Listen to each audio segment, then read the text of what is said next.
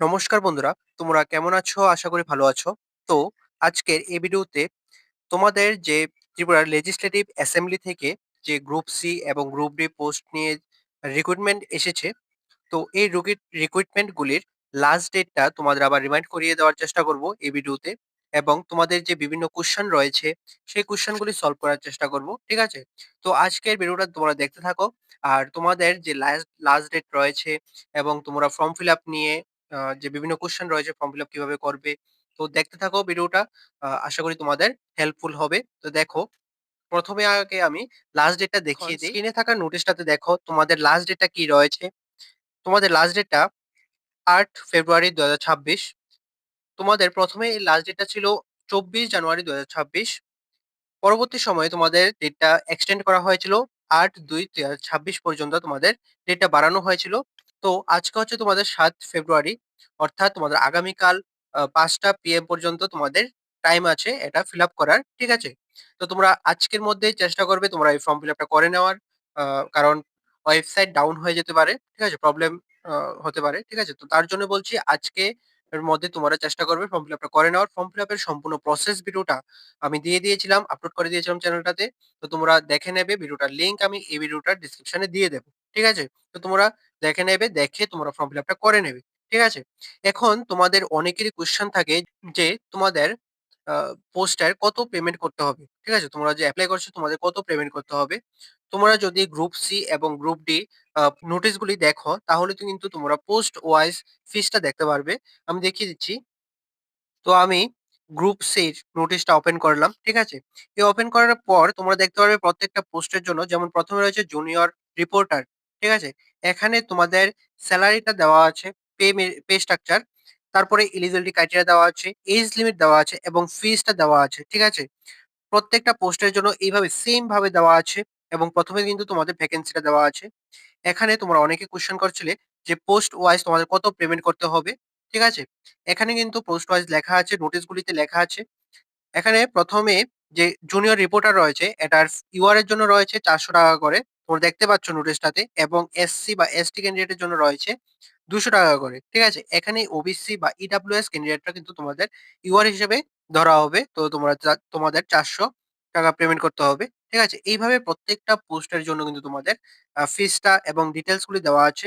তো তোমরা যে পোস্টের জন্য এপ্লাই করবে তোমরা অবশ্যই ওই দেখে নেবে কত টাকা পেমেন্ট করতে হবে। ঠিক আছে? আর আরেকটা কথা, তোমরা অনেকেই জিজ্ঞেস করছো যে তোমরা যদি ১ এর বেশি, প্রথমত হচ্ছে তোমরা ১ এর বেশি ফর্ম ফিল আপ করতে পারবে। ঠিক আছে? একটা বা ১ টার বেশিও তোমরা এপ্লাই করতে পারবে পোস্টগুলিতে। এখন তোমাদের কথা হচ্ছে যে তোমাদের অনেকে জিজ্ঞেস করছিলে যে তোমাদের যদি ১ টার বেশিও যদি ফর্ম ফিল আপ করো তাহলে কি একবারই পেমেন্ট করবে? নাকি পোস্ট ওয়াইজ প্রত্যেকটা পোস্টের জন্য পেমেন্ট করতে হবে? ঠিক আছে? এখানে কিন্তু তোমাদের পোস্ট ওয়াইজ যেই পোস্টে তুমি এপ্লাই করছো, পোস্ট ওয়াইজ তোমাদের পেমেন্টটা করতে লাগবে। ঠিক আছে? ধরো তুমি ২ টা পোস্টের জন্য এপ্লাই করছো, অর্থাৎ ৪০০ করে ইউআর ক্যান্ডিডেটের জন্য ৪০০ করে ৮০০ তোমাদের পেমেন্ট করতে লাগবে। ২ বার পেমেন্ট করতে লাগবে। ঠিক আছে? যতবার তুমি ফর্ম ফিল আপ করবে ততবার তোমাদের পেমেন্ট করতে লাগবে। ঠিক আছে? না হলে কিন্তু তোমাদের আ ফর্ম ফিল আপটা কমপ্লিট হবে না। ঠিক আছে? এই হচ্ছে তোমাদের পেমেন্টের ব্যাপারটা। এখন তোমাদের কোয়েশ্চেন রয়েছে যে তোমাদের পিডিএফ ডাউনলোড হচ্ছে না। দেখো, তোমরা যখনই পেমেন্টটা করবে তখন পেমেন্টটা তোমাদের আন্ডার প্রসেস এ চলে যায়। ঠিক আছে? আন্ডার প্রসেস এ টা কমপ্লিট হওয়ার পরেই তোমাদের পিডিএফটা ডাউনলোড করতে পারবে। এর আগে কিন্তু তোমাদের ডাউনলোড করতে পারবে না। এখন তোমাদের যদি এটা টাইম বেশি লাগছে, আ দেখতে পাচ্ছ তোমরা বেশি লাগছে টাইম। তো তাহলে কি করবে? তোমরা ওয়েট করতেই হবে। ঠিক আছে? অন্য কোনো প্রসেস নেই এটা তাড়াতাড়ি ভেরিফাই করার। তো তোমরা ওয়েট করতে লাগবে। তো এই হচ্ছে তোমাদের কথা। তোমরা কেন পিডিএফটা ডাউনলোড করতে পারছো না? যখনই তোমাদের আন্ডার প্রসেস থেকে কমপ্লিট হবে পেমেন্টের স্ট্যাটাসটা, তখনই তোমরা পিডিএফটা ডাউনলোড করতে পারবে। এর আগে কিন্তু পারবে না। ঠিক আছে? তারপর অনেকেই বলছ যে তোমাদের ভ্যাকেন্সিটা কম। ঠিক আছে? হ্যাঁ, এটা ঠিক, তোমাদের ভ্যাকেন্সিটা কম। তুলনামূলক অনেকটাই কম ভ্যাকেন্সি। কিন্তু দেখো, এই পোস্টগুলো কিন্তু তোমাদের পার্মানেন্ট জব। ঠিক আছে? পার্মানেন্ট জব কিন্তু এগুলি। তোমাদের পোস্ট কম হলেও তোমাদের পার্মানেন্ট জব।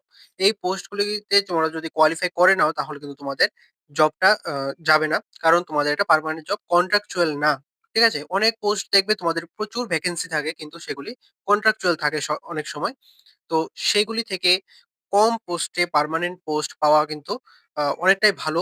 ঠিক আছে? তো এটা কিন্তু পার্মানেন্ট পোস্ট তোমরা কিন্তু দেখে নেবে। ঠিক আছে?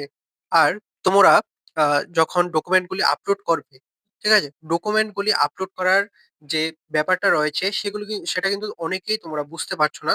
ঠিক আছে? যখনই তোমরা ডকুমেন্ট আপলোডের সেকশনটাতে যাবে, তখন দেখবে নোট দিয়ে লেখা আছে। ঠিক আছে? তো এখন স্ক্রিনে দেখতে পাচ্ছ তোমাদের ডকুমেন্ট সেকশনটা। ঠিক আছে? ডকুমেন্ট আপলোড করার সেকশনটা। ঠিক আছে? এখানে আসার পর তোমাদের ফটো, সিগনেচার আরো ডকুমেন্টস গুলো আপলোড করার কথা বলা হচ্ছে। কিন্তু এখানে দেখবে নোট দিয়ে একটা বক্স করে লেখা আছে। ঠিক আছে?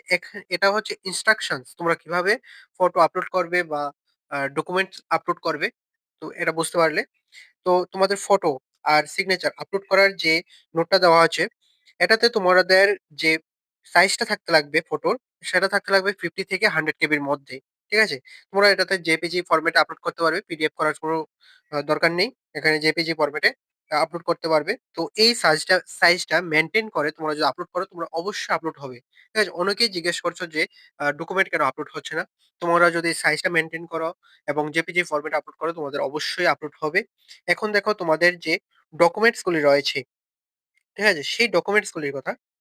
এখানে তোমাদের বলা হচ্ছে ডকুমেন্টস গুলি তোমরা অবশ্যই পিডিএফ ফরম্যাটে পিডিএফ ফাইল ফরম্যাটে আপলোড করতে হবে। ঠিক আছে? তোমাদের কিন্তু এখানে জেপিজি ফরম্যাট আপলোড হবে না।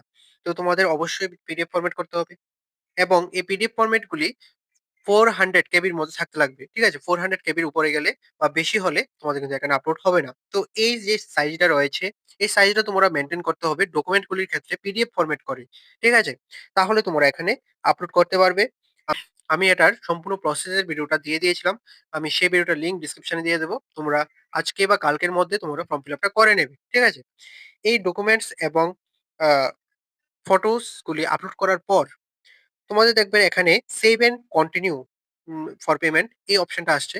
সেটা যদি ক্লিক করো তোমাদের প্রিভিউ অ্যাপ্লিকেশন দেখাবে। অর্থাৎ তোমরা এতক্ষণ ধরে যেগুলি ফিল আপ করছো সেগুলি তোমাদের একবার শো করাবে। ঠিক আছে? যদি সেখানে দেখো তোমাদের সবকিছু ঠিক আছে তাহলে ফাইনাল সাবমিট করে দেবে। যদি দেখো সেখানে কোনো কিছু ভুল আছে তাহলে কিন্তু অবশ্যই কারেকশন করে নেবে। ঠিক আছে? ভালোভাবে চেক করে নেবে প্রিভিউ অ্যাপ্লিকেশনটা। চেক করার পর ফাইনাল সাবমিট করবে। ফাইনাল সাবমিটটা করে তারপর তোমাদের দেখবে পে পেমেন্ট ডিটেইলসটা চাইছে। ঠিক আছে? সেখানে সেই পেমেন্ট ডিটেইলস এ তোমাদের যে ক্যান্ডিডেট রয়েছে সেই ক্যান্ডিডেটের ডিটেইলসটা দেবে। যাতে কোনো সমস্যা হলে যদি রিফান্ড করার প্রয়োজন হয় তাহলে সেই ক্যান্ডিডেটের আ এগেইনস্ট এ রিফান্ডটা করতে পারে। ঠিক আছে? দেখবে পেমেন্ট ডিটেইলস এ তোমাদের ব্যাংক অ্যাকাউন্ট নাম্বার চাইছে এবং আইএফএসসি কোড নাম্বার চাইছে। ঠিক আছে? এইভাবে বিভিন্ন ডিটেইলস চাইবে ক্যান্ডিডেটের, সেগুলো দিয়ে দেবে। দিয়ে দেওয়ার পর নেক্সট ক্লিক করবে। নেক্সট ক্লিক করার পর পেমেন্টের অপশন চাইবে। যেমন UPI, debit card, credit card, net banking এগুলি দেওয়া হবে। ঠিক আছে? তো তোমাদের যেটা দিয়ে সুবিধা সেটা দিয়ে পেমেন্ট করবে। ঠিক আছে? তারপর দেখবে তোমাদের পেমেন্ট রিসিপ্টটা ডাউনলোড করতে পারবে এবং পেমেন্ট স্ট্যাটাসটা তোমরা আন্ডার প্রসেস এ দেখতে পারবে। ঠিক আছে? তো যখন তোমরা তোমাদের এই পেমেন্ট স্ট্যাটাসটা আন্ডার প্রসেস থেকে কমপ্লিট হবে, তারপরেই কিন্তু তোমাদের পিডিএফটা ডাউনলোড করতে পারবে। সেখানে দেখবে তোমাদের স্পষ্ট ভাষায় লেখা থাকবে যে তোমাদের পেমেন্ট প্রসেসটা কমপ্লিট হওয়ার পর তোমাদের পিডিএফটা ডাউনলোড করতে পারবে। ঠিক আছে? তো এই হচ্ছে তোমাদের বিভিন্ন আ সমস্যাগুলি এবং তোমাদের লাস্ট ডেটটা কিন্তু আগামীকাল অর্থাৎ ৮ ফেব্রুয়ারি ২০২৬। তো তোমরা অবশ্যই লাস্ট ডেটের মধ্যে ফর্ম ফিল আপটা করে নেবে। আর লাস্ট ডেটটা যে ৮ তারিখ, ৮ ফেব্রুয়ারি এটা কিন্তু 5 পিএম পর্যন্ত। ঠিক আছে? 5 পিএম পর্যন্তই তোমাদের আ ফর্ম ফিল আপটা করতে পারবে। ফর্ম ফিল আপটার পুরো ভিডিওটার লিংক আমি ডেসক্রিপশনে দিয়ে দেব। ডেসক্রিপশন থেকে তোমরা দেখে নেবে। ঠিক আছে? আর যে পোস্টের জন্য এপ্লাই করছো তোমরা আ পেমেন্ট আগে দেখে নেবে। কি পেমেন্ট রয়েছে। নোটিশগুলির লিংকও আমি ডেসক্রিপশনে দিয়ে দেব। ঠিক আছে? তো আজকের ভিডিওটা এতটুকুই। তোমার যদি আরো কোনো কিছু ডাউট থাকে তাহলে অবশ্যই কমেন্টে জানাবে। আজকের মধ্যে জানাবে। ঠিক আছে? কারণ লাস্ট ডেট কালকে। আমি আজকে বা কালকের মধ্যে তোমাদের কমেন্টগুলির রিপ্লাই দেওয়ার চেষ্টা করব। ঠিক আছে? তো তোমরা য যে ফর্ম ফিল আপ করেছো তোমরা ভালোভাবে প্রিপারেশন নাও। আ অবশ্যই তোমাদের ভালো রেজাল্ট করলে তোমরা অবশ্যই কোয়ালিফাই করবে। ঠিক আছে? তো আজকের ভিডিওটা এতটুকুই। তোমার যদি ভিডিওটা ভালো লেগে থাকে তাহলে অবশ্যই লাইক করে দেবে, শেয়ার করে দেবে। আর অবশ্যই সাবস্ক্রাইবটা করে পাশে থাকবে। ঠিক আছে? তো ভালো থাকবে, সুস্থ থাকবে। দেখা হচ্ছে পরের একটি নিউ আপডেট নিয়ে।